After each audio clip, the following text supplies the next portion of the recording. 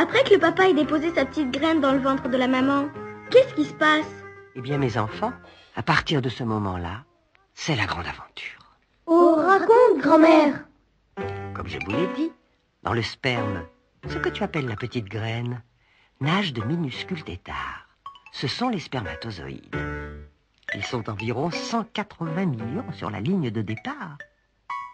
L'éjaculation donne le coup d'envoi de la course. Avec leur longue queue, qu'ils agitent vigoureusement, les spermatozoïdes doivent remonter dans le corps de la future maman, à travers le vagin, puis l'utérus, puis les trompes, jusque dans la région de l'ovaire, à gauche ou à droite.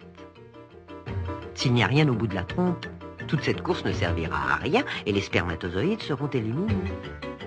Mais si c'est le moment où la maman est féconde, si un ovule est pondu par l'ovaire, alors l'enjeu de la course est fantastique. Un bébé pourra être fabriqué. Mais avant cela, il s'agit de nager, de nager, de nager de toutes ses forces pour être le premier à conquérir l'ovule. Et si l'on compare avec les humains, eh bien, mes enfants, un spermatozoïde, ça nage 2 fois plus vite que le champion du monde de nage toute catégorie, et ça parcourt l'équivalent de 6 kilomètres pour arriver au but. L'équipe est en marche. Certains, fatigués, s'arrêtent trop tôt. D'autres s'égarent ou choisissent la mauvaise trompe. Seulement quelques centaines parviennent, après cette longue migration près de l'ovule, dans un petit pavillon accueillant. Alors, l'ovule se met à tourner sur lui-même, très lentement. Et les spermatozoïdes, tellement heureux d'être arrivés, se réunissent autour de lui pour danser. C'est la fête. Tous ensemble, ils vont sécréter une potion magique qui va dissoudre la coque de l'ovule pour créer un passage.